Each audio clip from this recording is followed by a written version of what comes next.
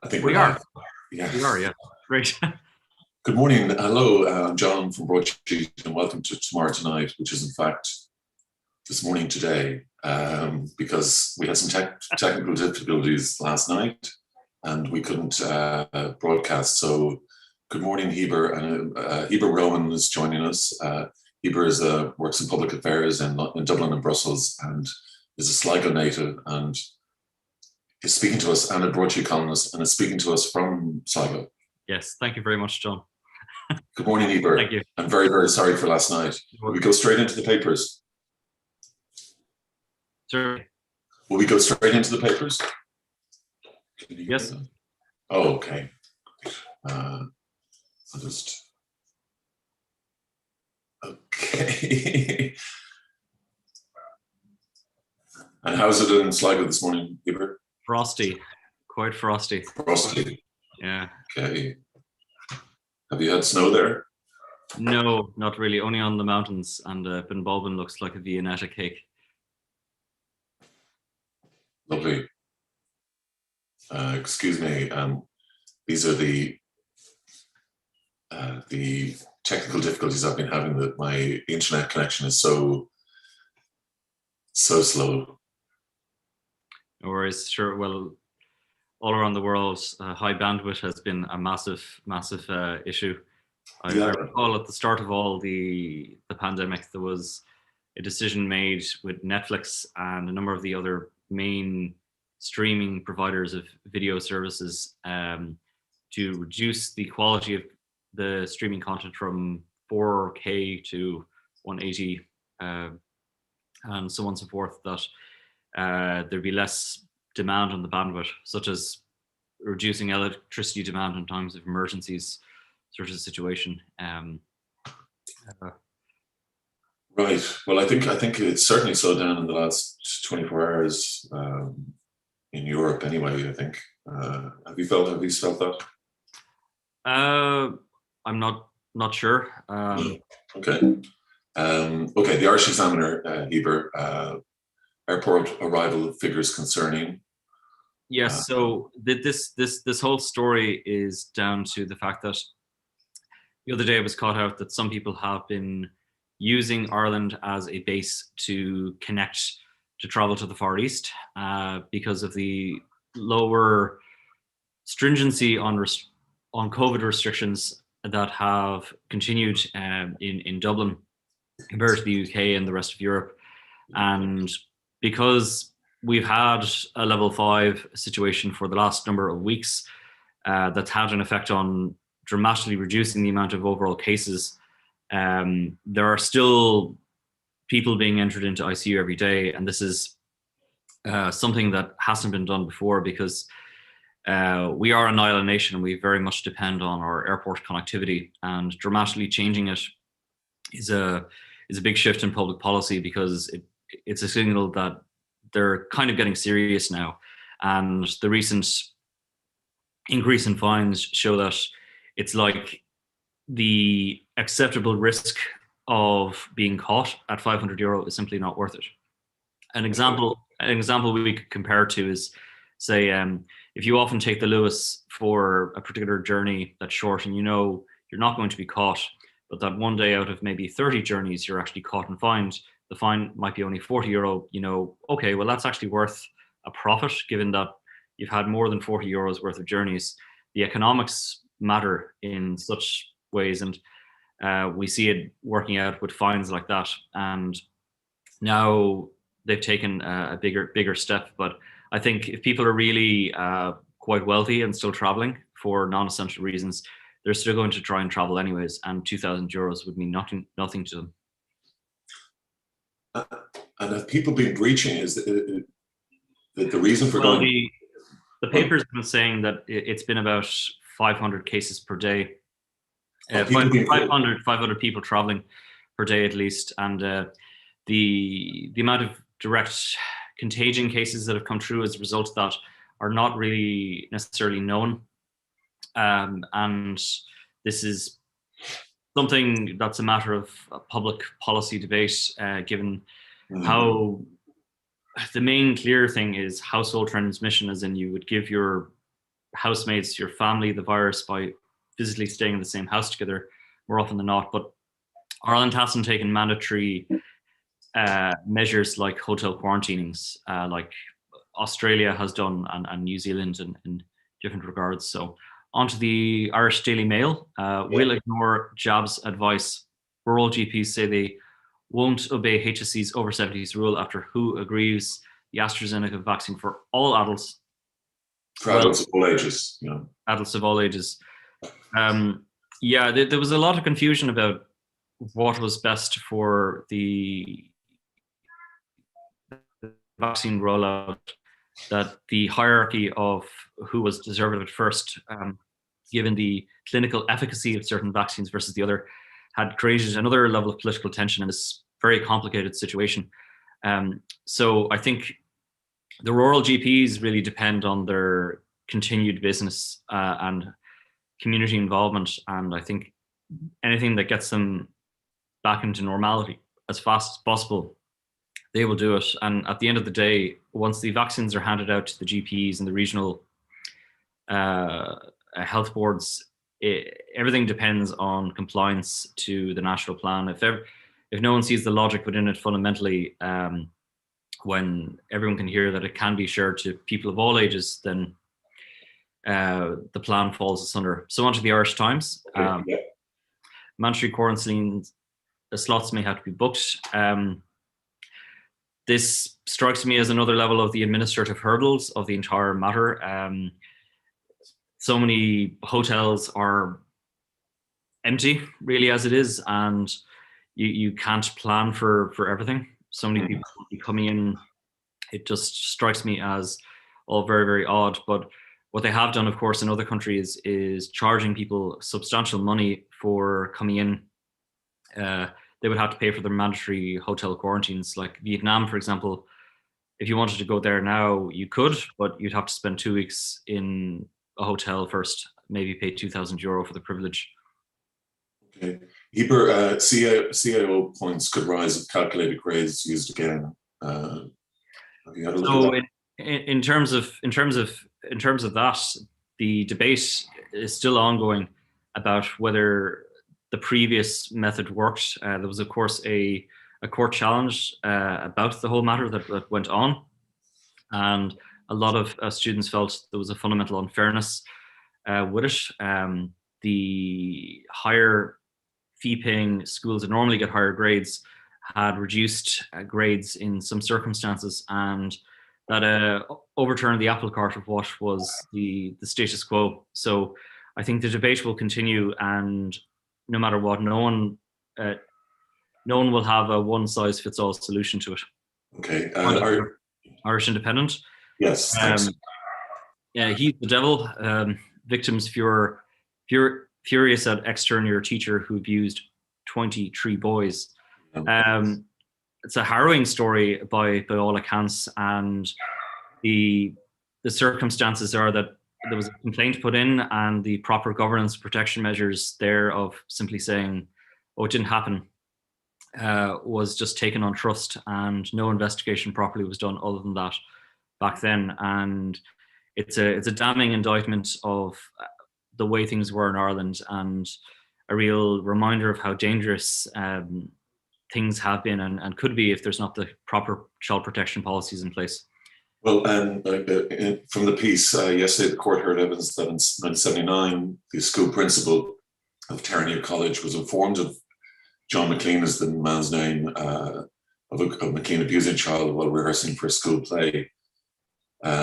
He was removed from costume fitting duties, but the following year was made first-year headmaster and given his own office, where 9 of the assaults went on to take place. Shocking stuff. Yeah, full level 5 restrictions in place until after Easter. So this is bumped up from March 5th, isn't it? Yeah, I think at this rate, we could be talking April for a level 5, because now the vaccine is out. There is absolutely no way there could be a return to some level 2, level 3 normality for a period and then a return now that there are actual vaccine distributions happening. Because they have no choice. And I think they would be better off saying to people outright April and allowing businesses to plan. Okay, there are some Gilligan's Potcan were run to ground. Spanish cop smash thug smuggling ring.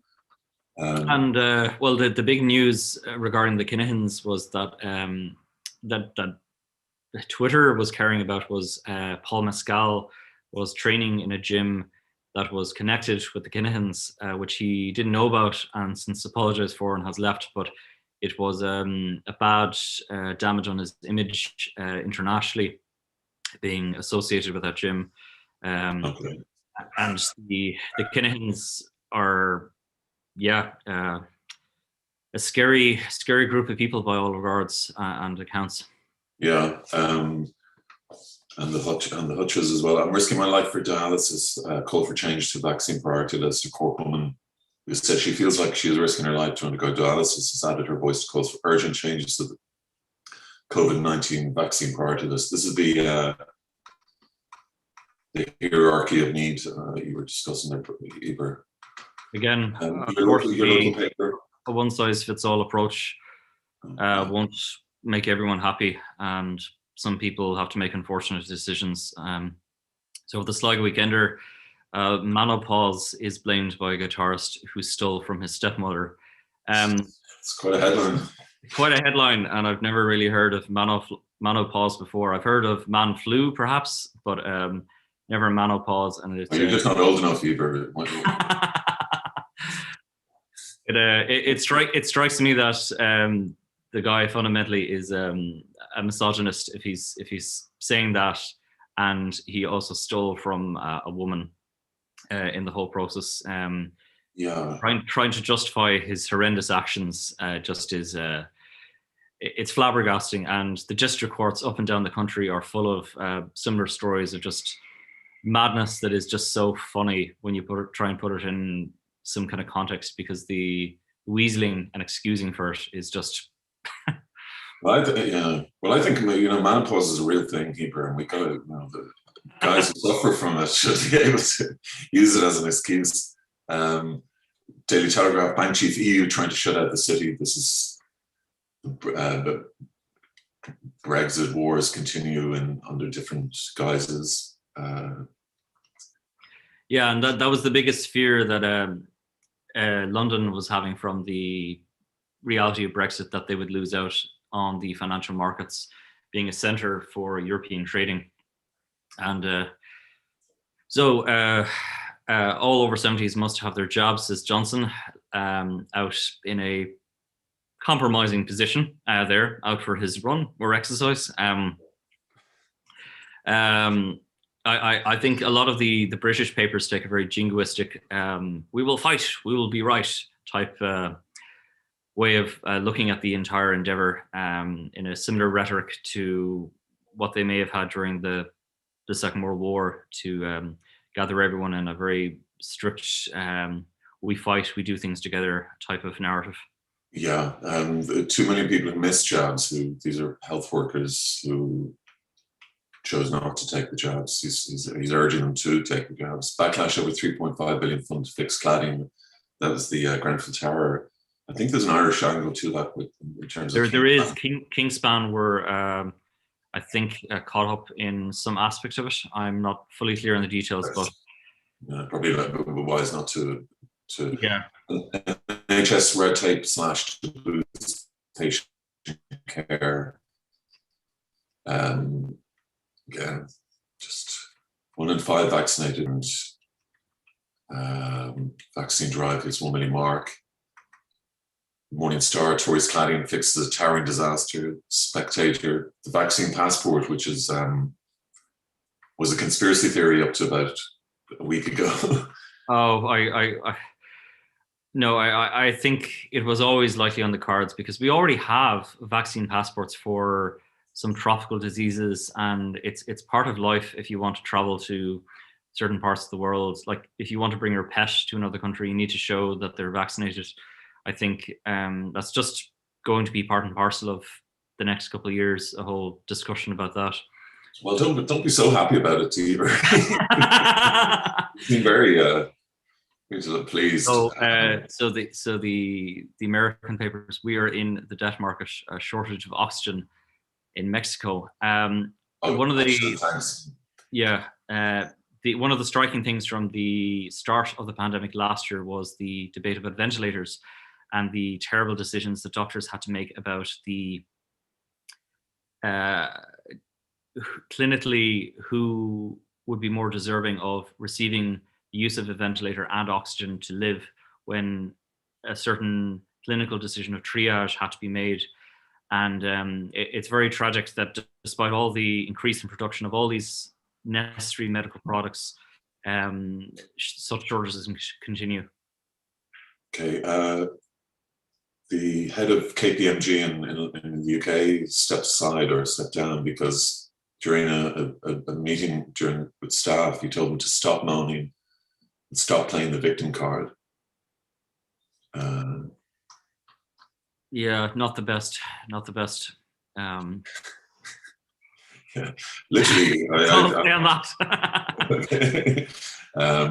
Okay, the Racing Post and your favorite, the Daily Star. It's take to touch your balls, Heber.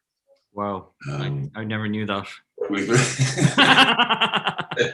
Well, in terms of tennis and playing games, I guess. Okay, on that absurdist note, Heber, I'm very sorry about last night. Thank you for doing tomorrow, tonight, this morning, and we will have a column from you today, I think, on the site.